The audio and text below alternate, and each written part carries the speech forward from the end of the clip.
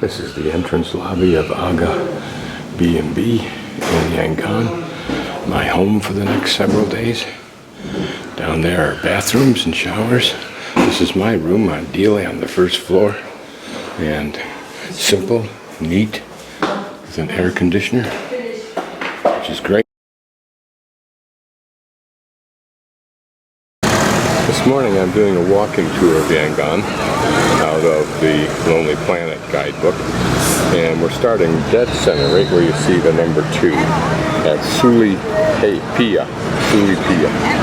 This is this huge temple. I'm going to do a complete circumnavigation of this intersection. This huge intersection surrounds this national monument. I haven't videoed anything yet until this, just as I get used to being in Yangon. As I look at some of the architecture around here, and not this monument, which is well taken care of, I believe, you see evidence of an old era of beautiful architecture underneath the grime and the big.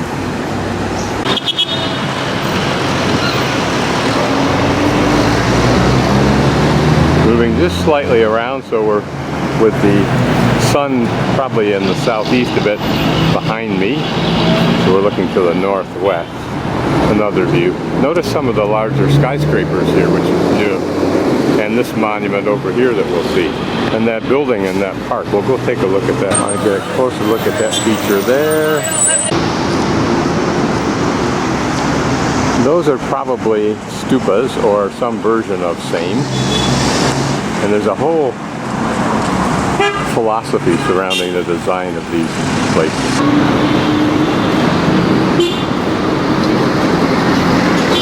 You can go read up on these, but you'll notice that these are like levels, if you will. And then this is like a, I think it's like a lotus blossom kind of a concept. Also banana blossom is part of the architecture of Myanmar at large. So don't rely on anything I'm saying. Continuing to work my way around. What's the irony of this platform that this huge temple is built on is all these little shops surrounded on the base. I assume that that's a pragmatic recent development.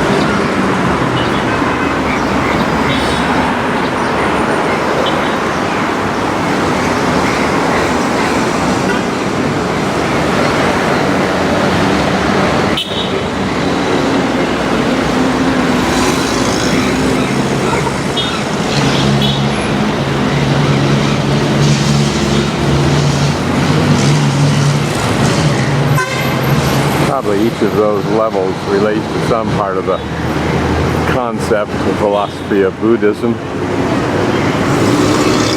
as well as the distinct design of those minarets or pinnacles, if you will.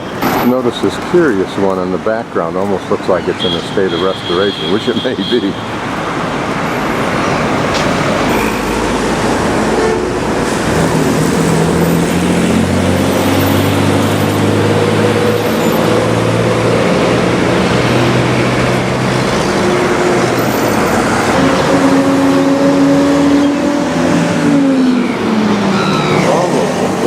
Circumnavigation. I think though what I'll do is take that stairway over.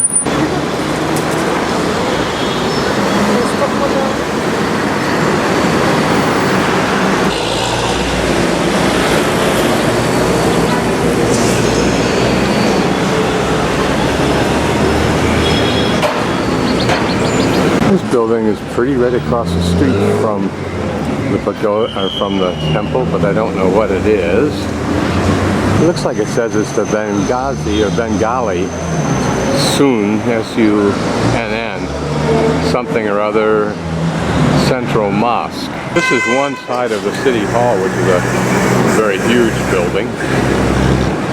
You can see hints of more elegant architecture in these under the grime. Always move clockwise around the religious site, a stupa or a temple. But we'll get over here, which is the City Hall. From this vantage point, we'll take a look up at the top, since it's the better vantage point for that. Kind of reminds me of Chinese monasteries. or Tibetan monasteries that you see pictures of, but far simpler in its decoration. So from here I'll pan the Suye Paya temple past the city hall, and on this corner to the right is the immigration office, which says on top ABA Bank. It used to be one of the largest, if not the largest, Asian department stores. This is a pretty building of an old design, classical, brick. It's right across from the park that we'll look at in a moment. All of this kind of kitty quarter from that Suye Paya temple.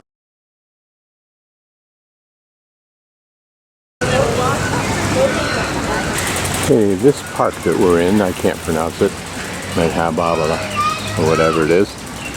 That's the, I believe, an obelisk monument to independence of Myanmar, probably from the British. And of course in the background, Suye Paya, City Hall.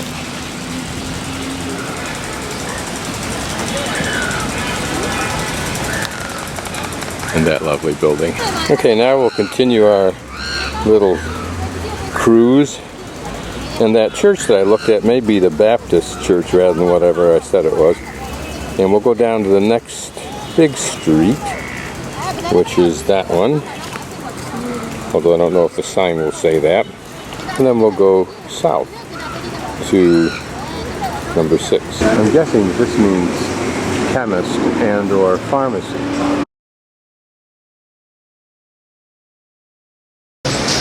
So this was the Immanuel Baptist Church.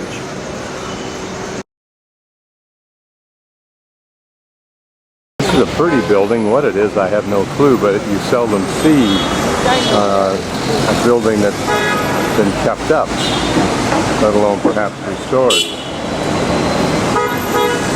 Notice the building next to it is of a similar pretty design, but not at all maintained.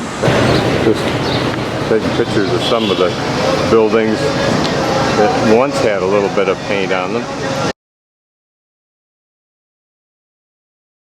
I think I went too far looking for Pagoda Street, and I saw this large, very much abandoned old building.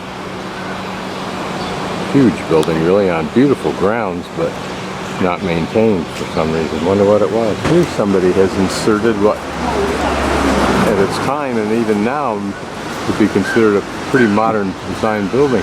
Quite an impressive structure. And there's actually some maintenance going on. I wonder if it's possible if the lower floor or various sections could be occupied. Looks like there's a light back in that room to the right on the bottom floor. And there is some grounds upkeep. Another older building, somewhat pretty. I wonder how old these are.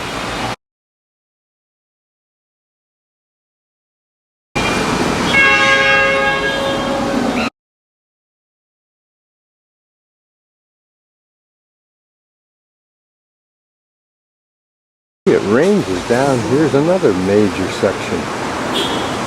Must have been something impressive, like a palace. They're interesting vehicles, these bicycles. I don't know whether they're for transporting people or what. A little closer look at that side building we were just looking at. You know, beautiful design, intricate detail. How strange.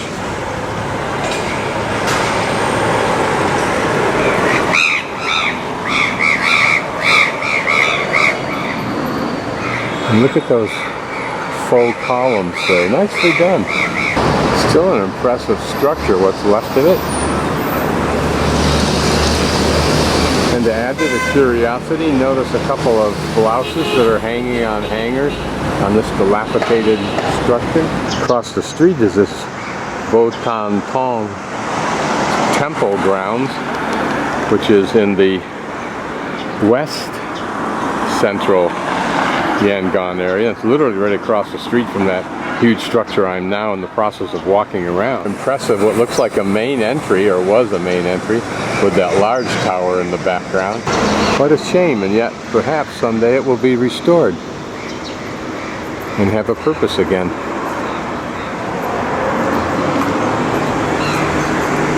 Tower, not an entryway at all except to the building itself, not to the complex. In this corner, a refuse area, perhaps for some kind of ongoing cleanup and or restoration, as they apparently, as you look here, it looks much better over on that side, so maybe we'll see that that part's being used. What a complex. This building is across the street from it on another side. It was built in 1912. I wonder if this is all British design. This may be the front of the building as it's being used now. There's the guard where that man is, protecting it. It looks prettier here, somewhat more maintained. Monks roam around here individually or in groups, soliciting whatever they can now, as opposed to the 1800s that the book The Burman speaks of, when there was a silent, non-responsive opportunity for people to contribute. These people actually go around begging. Here I'm back on the main drag again that came from Suye Paya. And we get a better view perhaps of how this complex might have looked when it was pretty good condition. Here you can see these stones that cover what I'm sure is a sewer or waterway of some sort, just like the Romans and the Greeks used. So my guess is this was the original front and entryway.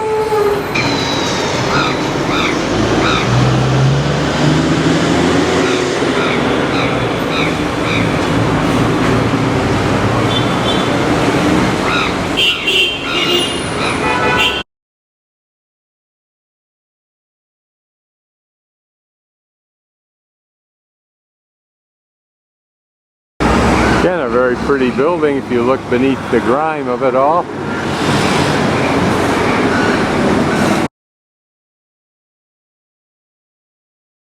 This I think is the High Court building. These have the look of British to them.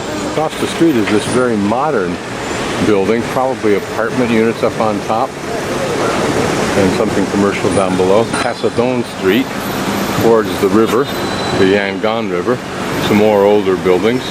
This is the Inland Waterways building, a government building. And again, the reason it looks more like a hotel entryway, doesn't it? Shooting across the street, and more importantly down the street to a building that is not named for me. Another popular form of transport out, particularly out in the hinterlands. You can get a lot of people in one of these. Pretty rough ride though. Entryways for some of these buildings are rather impressive. Dilapidated now, but impressive. Rightfully so. It was originally Gridley's Bank. Looks like 1930. Here, this impressive old building. Again, I don't know what it is, but notice there's something interesting back to the right of it. A little bit closer look at this.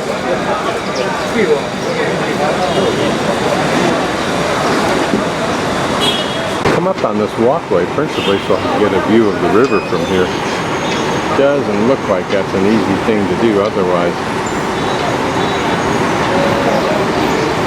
The Yangon River. Here's a trio of those clever little devices. I'm thinking they're called trishaws.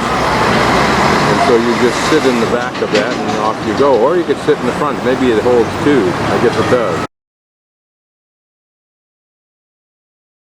We just arrived at that intersection to walk up onto this walkover, and that's the Myanmar Port Authority, number 8 on our walkabout. That building on the right is the Strand Hotel, which at one point in time must have been an elegant place, or thought to be an elegant hotel. Now it's rather ordinary. And if I'm interpreting my directions correctly, that may be the customs house. Looks a tad dilapidated. So where we have been is we're standing further south of that long blue line from the vertical, which is that Pagoda street, and we're going to go back down the overhead walkway and go to our left to number 11. So down there it's the law court, and then we'll take a right and go up one street. The insides of the old custom house, that old stairway.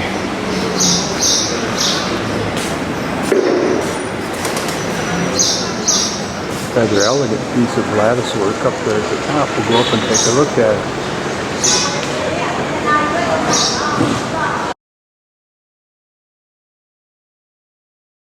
Well, this is the custom house, and it is well maintained, reasonably speaking, compared to everything else. Again, probably a classic British building. So begs the question, what is that older building that we were just in? Just a block off of what might be a minor significant street, in other words with shops and restaurants and so forth on it. It doesn't take long to get a sense of the disrepair of Myanmar and of Yangon. This is the Centra Point French Grand Hotel. Whether it's a French hotel, I don't know. Down there you see our Suye Paya temple, and here that park that we were in. So we've come around that square, if you will, on our walkabout. Now we'll retrace our steps from 2 to the left or the west, almost to my hostel, and then we will go north, then east again, then north up to the big market, which we'll take a quick look at, but I really want to go there early in the morning. Ironically, this monument to independence, built 69 years ago, was built by the British to memorialize the Myanmar independence from the British. At least the English-speaking gentleman that I had met earlier and met again a moment ago told me. I think this is a cane crushing machine. Man, I just had some cane flattened for him to create the juice. It's a street that has all kinds of little shops on it and some old interesting British architecture. You wonder, like most of the world that looks so ratty on the outside, what do these apartments up above look like? Man, it's got that oriental strut to him.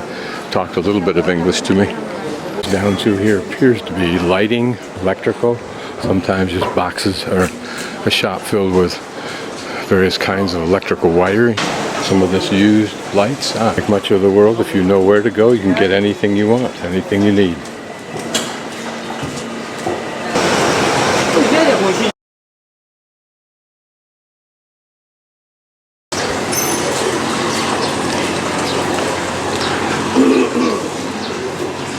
It's interesting, isn't it? All kinds of this nifty stuff. Repair. And you can buy pumps. So now we're walking back down the next street in the opposite direction, down to the main street where I'll continue on our tour. But this is just one more street, which there are probably hundreds in Yangon, with all of whatever it is this street focuses on, and we'll see for more. Still appears to be a lot of wire and lighting and so forth. This is the equivalent of Amazon before Amazon is even possible here. Business goes on here like it has for the last 100 years or even more. Older building, and a newer building, and an older building. Here another pretty design from an older era. Not that much older. 1929 is that building. So these are more modern, more compact sugarcane presses, and operate off of a motor. Just little boxes for some reason, probably things for packing or something, or gift boxes. These look like handmade bellows pumps. For what, I'm not sure. I'm guessing that this may be a very important mosque.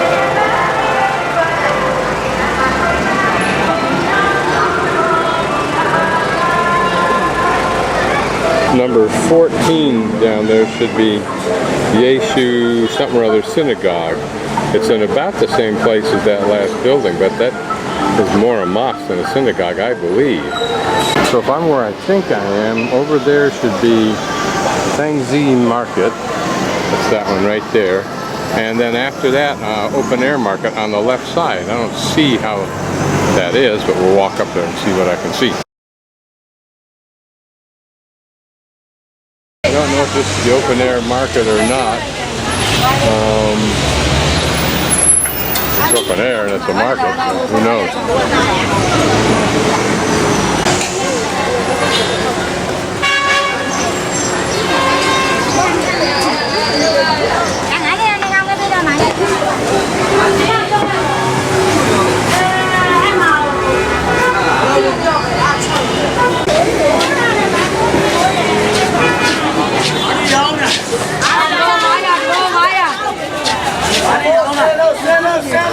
Yeah, this must be it all along this block here.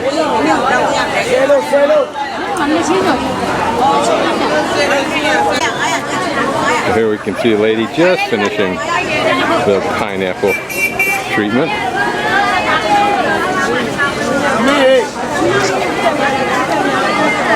I wonder what that is right there.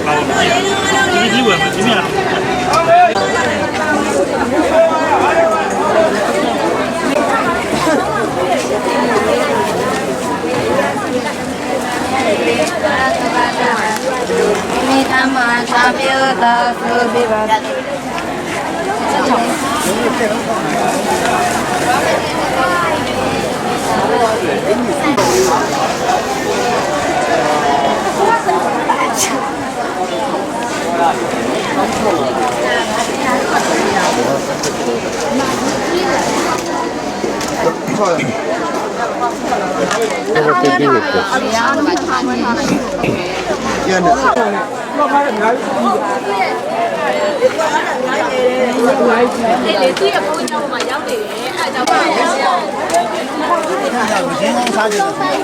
Oh, various spices here.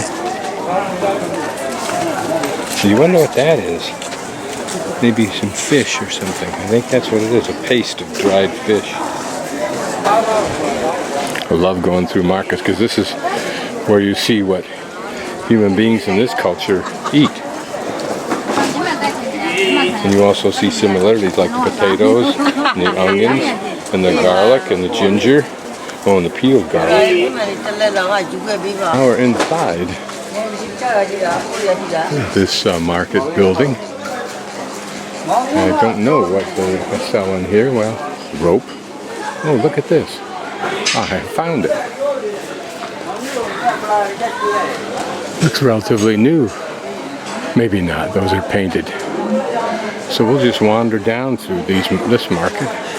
Too cool. Too much fun. The whole section has to do with cordage like this. What these are for? They're carved out of wood. They're used for winding yarn or something like that. They're antique spindles, like this one that you see in the center here. Like ribbons here. Oh, and here, as most markets will have one or two kitchens, because guess what? The people that are working here and Aussie olive oil or vinegar, I'm not sure which. You see how far back this goes. Pretty large complex. This is a shop that sells the wood that I see sometimes in raw form. Here they cut them in nice pieces, and you take a little bit of this and you put it on a grinding stone, and then you grind it and make a paste, and then you put it on your face. And they say that eventually it'll make you look pretty.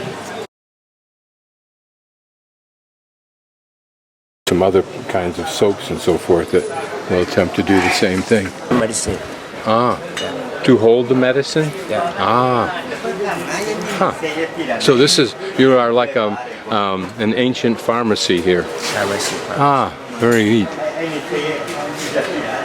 These are used when you put medicines in here, you heat the medicine. Yeah. And that makes the medicine work better. And sometimes these are also used for gold. Gold. And then you melt the gold, and then or silver, and then you can make jewelry from it. What is this crystal for?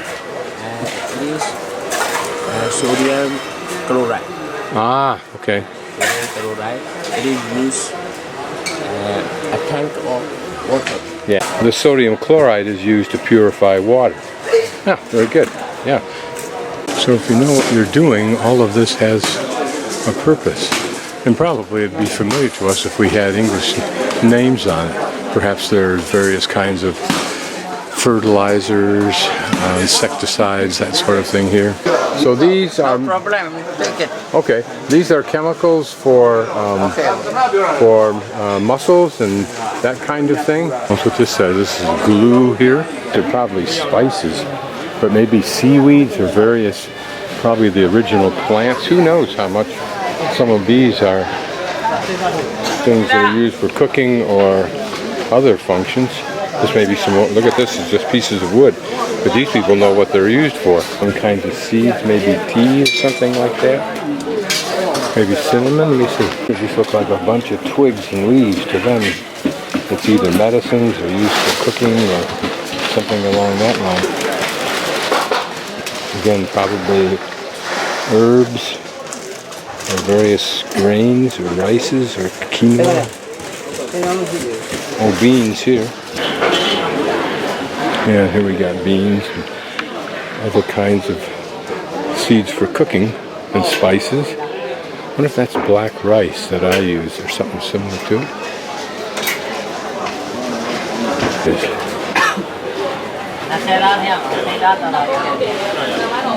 It's like something crystalline, but I don't know what it would be. Huh. This kills that worrisome that we have that eggs have to be refrigerated. No, they don't. I don't know what these are, but specially treated eggs. Maybe like the Chinese ancient eggs. We come to the meat and fish section.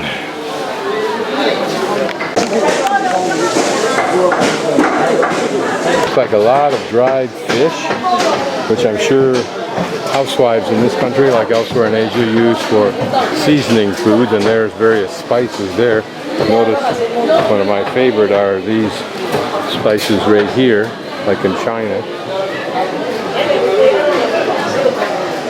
This is goat meat. And every part of the animal probably used. Again, something I've never seen before, whatever that is. Probably some kind of a tuber. If you think about it, it looks like big, giant, gnarly beets. Here's a lady using a Singer machine, used all over the world, and whose name is recognized all over the world. This is my friend's shop here, and she has Colgate up there and some dish soap, and here are various corn and meals and so forth. The kind of thing that housewives know how to use here. So these mango pickle, mango chutney. Oh, mango? Pickle. Ah. Mango chutney. Oh, mango chutney. So this is the real thing. This is good. Yeah. And then he puts some garlic on top of it just to add a little bit more punch. Way down there is where I started. Go all the way down here. Maybe some more of that wood, or it may have some other purpose. But also these chunks of wood are used as chopping blocks. Duh. I just came out, and I'm out here. I have no idea where I went in, so I obviously have no idea where I came out. I should have been looking at the sun. Various kinds of sausages. That's interesting. I haven't seen that before. I'm guessing that this building is still one more huge section of a market. So let's go in. This market is filled with clothing and material and things that are related to that. The other was all food patterns. Here's some pillows.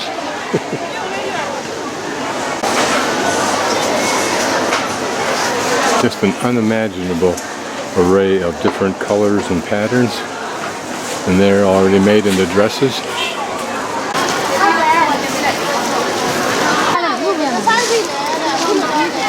This is how it comes in, and it gets set up like this, and then probably sold to individual shops all over Myanmar. Primarily populated by women, but with a few men.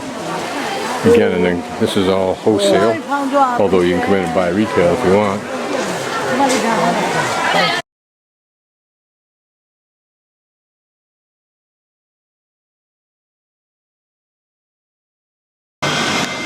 These things that you see hanging down, bags or ropes or whatever with the Well, it's a little clamp on them. These I've seen all over the world, and their purpose is to allow the people that live way up there to haul stuff up there, particularly from vendors who may go through the street with their little carts. This is a Chinese temple at the corner of 21st and Anhua, the main street. It appears to be abandoned, though I don't see any way to get in, and there's a little shop that I'm standing in front of that is standing in front of the main gate to get in. But notice this beautiful intricacy. Reminds me of several of them that I saw in Bangkok.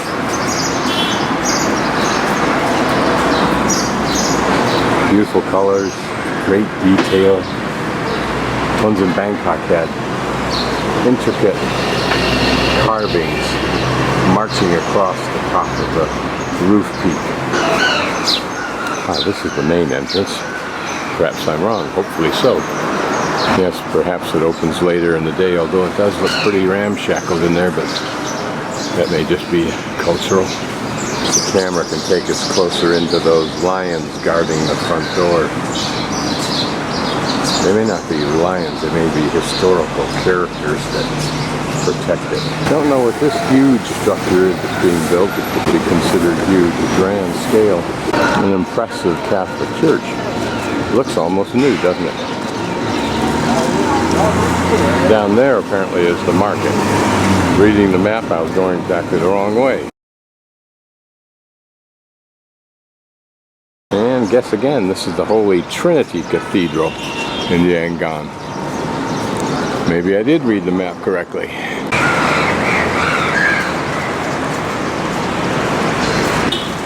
So this huge structure that we saw from the opposite side looks like it consumes an entire block, or at least a half a block.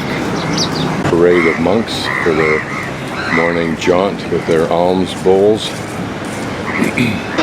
Here's some large trees came in, but I was just noticing little religious offerings, and kind of tree is revered also.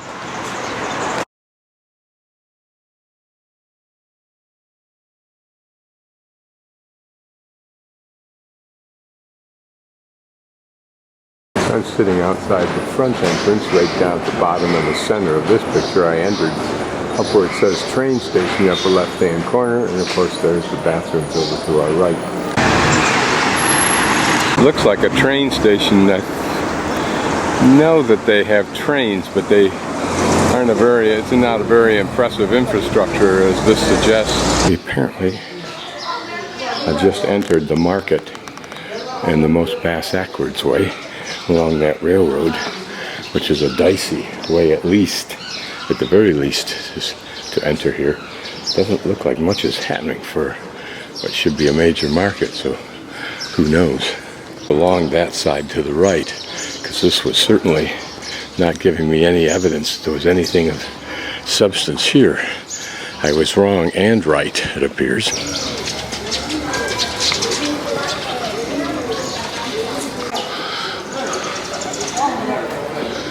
Maybe getting a rare view of this in an absolute shutdown quiet mode, which is strange to me. Maybe it's a wrong day. There's a rarity, public toilet. So I'm going to hope that it's just getting started. These buildings certainly are encrusted with age.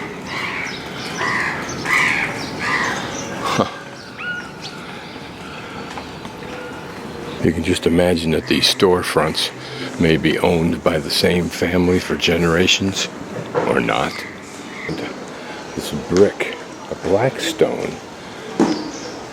overlaid in places with cement, gives again a sense of time to this place. This is probably the original building, very British looking.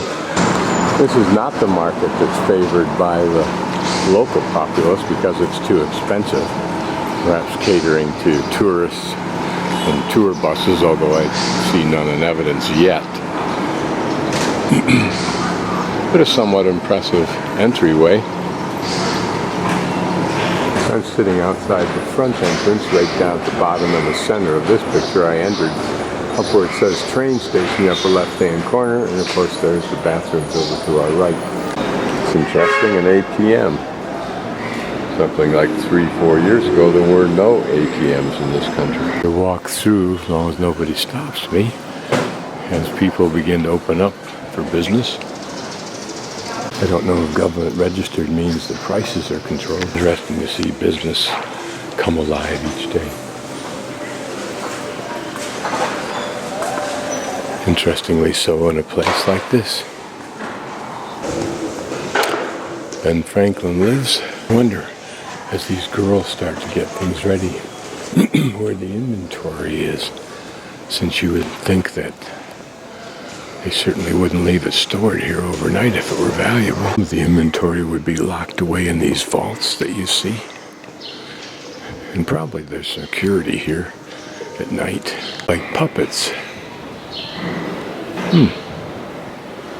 Jewelry here, gold is a way of storing your net worth. I wonder what kind of a premium they pay for jewelry, gold jewelry.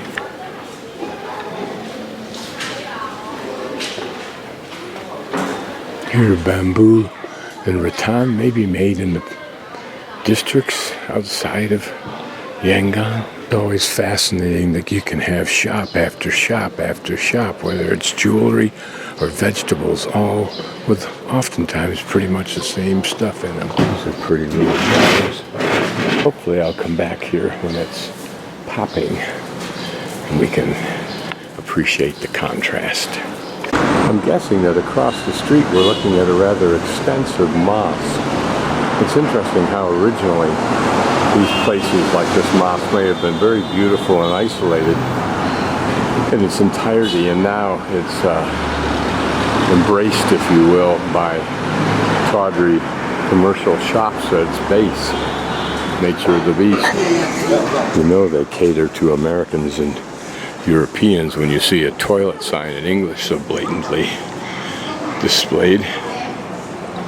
Hay toilet, of course, but this medium is wood.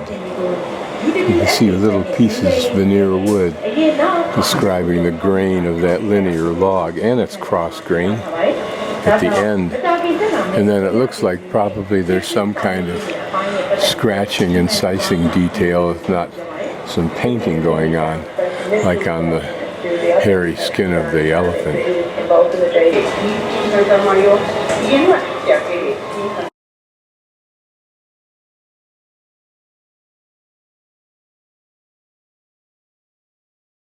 I'm guessing that this is some kind of Hindu temple right next to the KFC.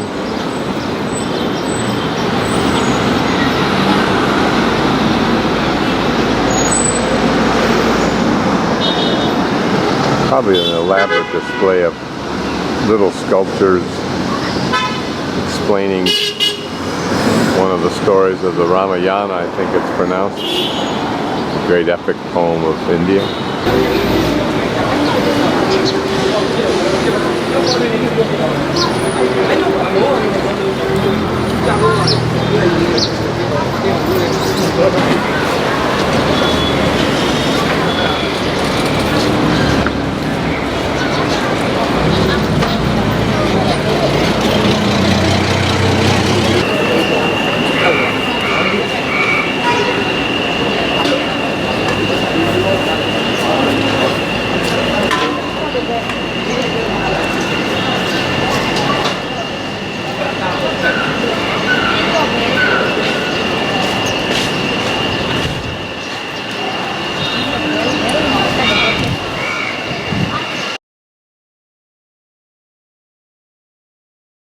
St. John the Baptist Catholic Church jammed in here amongst a bunch of grayed out apartment buildings, probably put up after they sold off the land as a necessity for survival.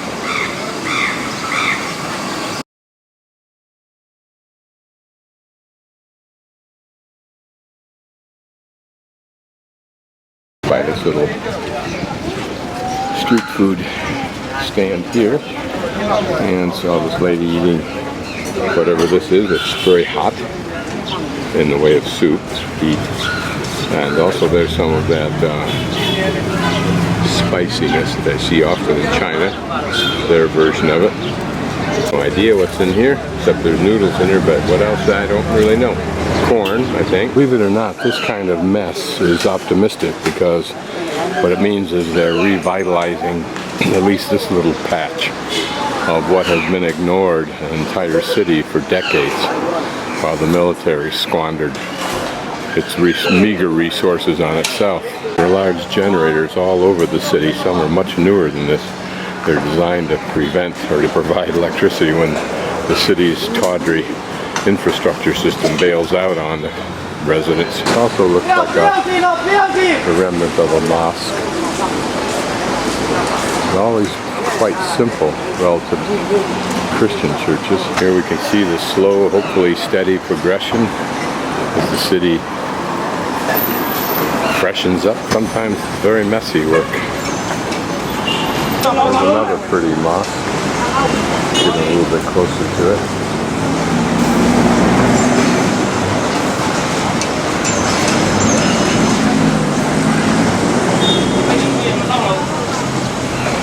And just to orientate myself south is Suye Paya, the monument we visited yesterday.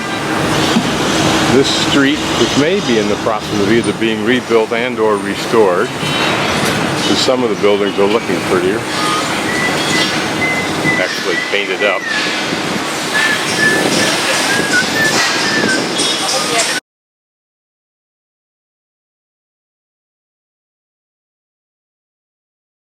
Holes and that rebar may be for part of what looked like, as I was coming in from the airport late at night, the beginning of an overhead tram system.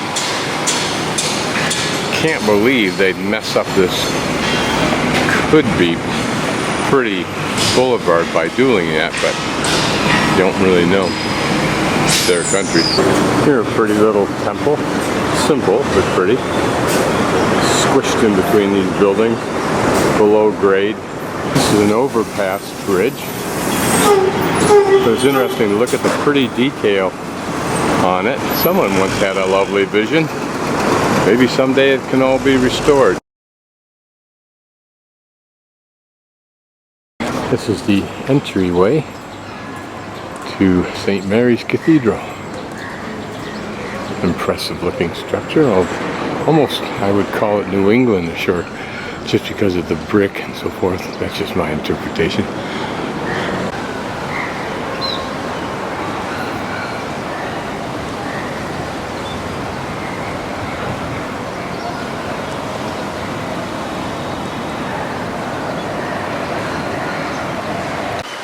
How peaceful the statue of Jesus and the Lamb makes Christianity and Catholicism look.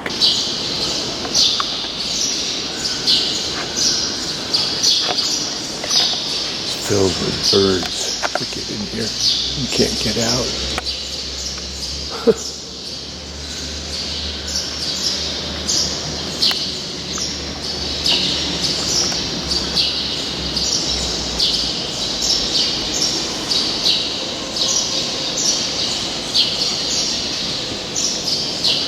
I'll pan slowly so you can try and pick up some of the beauty in these older buildings.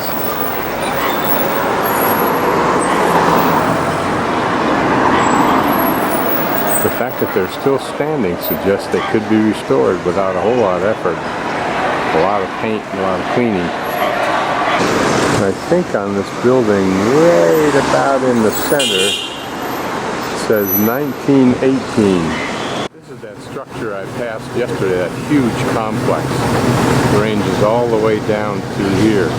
And these are maybe one of, or a bunch of the 20 or 25 buses that are stacked up along this particular spot for buses. Oftentimes the strategy is a man stands in the doorway and yells at each stop where this bus is going to as a way of advertising to the people at the bus stop.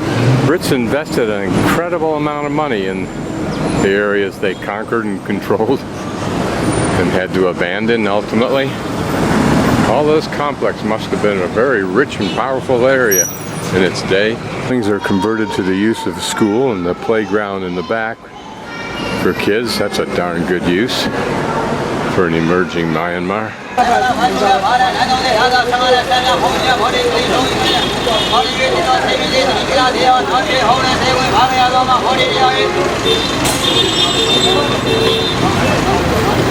One of the few situations where another human being is allowed to touch another bunch of human beings. He crams the sardines into the can. This is Sri Devi Hindu temple.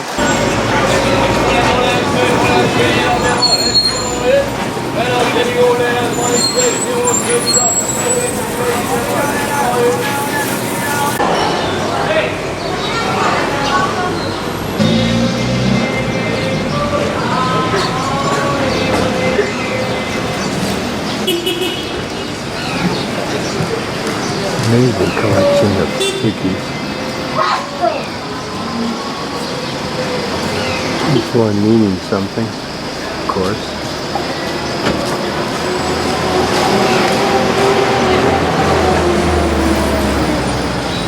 A roof-edge statue.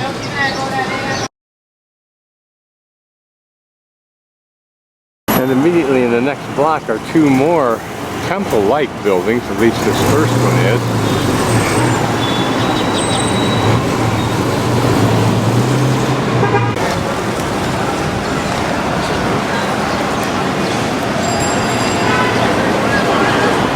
This one on the left has a very haunting green color.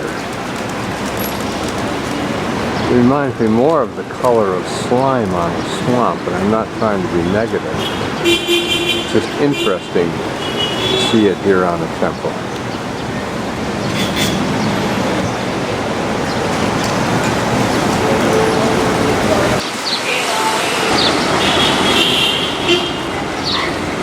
Imagine what these would have been like when they were discreet and not cracked up so much. Could be that these three buildings represent part of a whole. That temple type building is just the original or the entranceway. And here in the next block still another.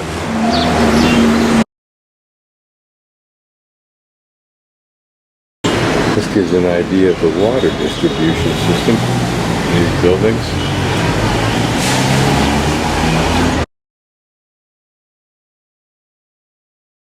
This looks like a Buddhist temple just because of the pagoda type structure on the right.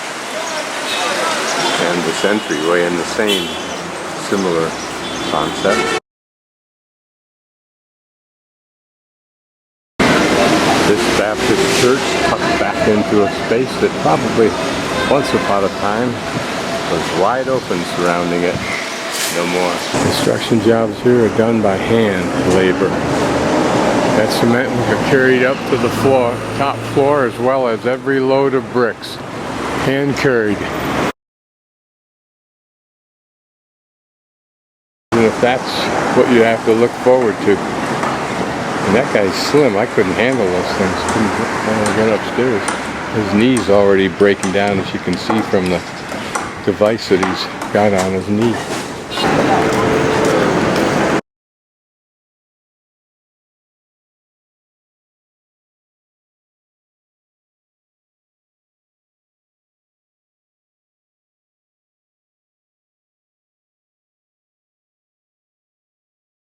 This is the Botataung temple, a major one here in Yangon.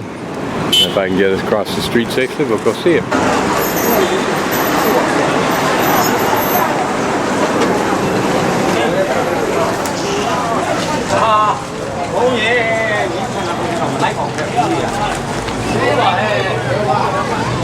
Really just come to take a look at the detail of the buildings. I don't go inside. These aren't that old. You see they're very normal concrete construction. Places that purport to be so important to them, they're really not that interesting.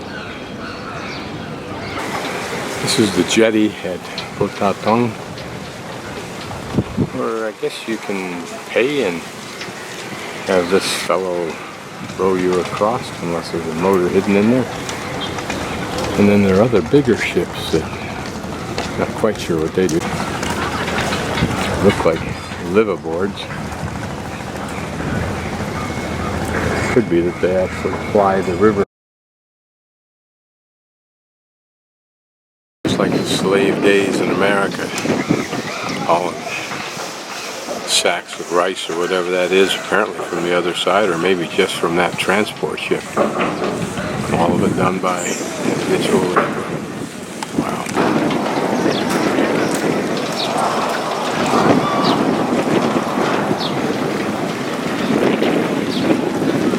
There, a young boy and his brother, dad swimming in the water. We wouldn't let fish swim in the United States.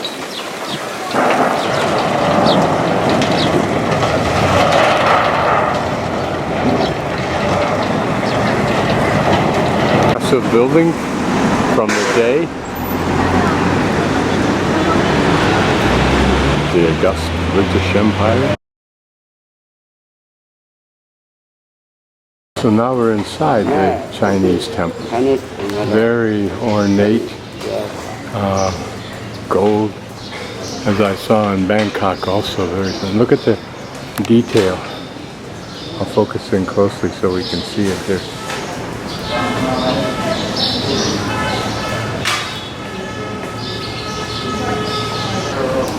Okay? Thank you. Say Suye. Say Suye. And this is the third or the left side temple. And this for offerings. Okay. I always love Chinese temples. They're always so exquisite, so much detail, so much gaudy color. Chicken. Okay? These are the door panels. These are those scary figures that are designed to protect the temple somehow. And 4, and then this, the fifth one. Okay.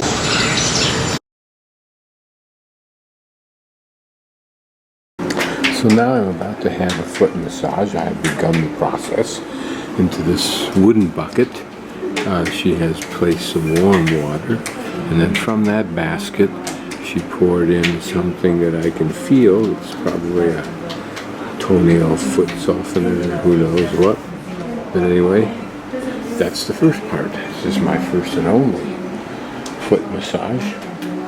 And the foot massage is $6,000. To do the leg is $4,000. And then if I want to go for, that's for 45 minutes. If I want to go for an hour, then it's 12,000 chat. And 12,000 chat works out to just about $10. And a moment ago, she gave me this face cloth, which, unlike at home, where this would normally be warm or hot even for washing your face and your hands, here it's cold, perhaps even chilled, and it's for my face and for my neck. Remember, Myanmar, I have discovered, in the morning, I take a cold shower, even though I can get a blistering hot shower, even though it's a little bit trepidation as I begin to use the cold shower, because it is cold, but it feels so good. So that's what you do, and so you're cold.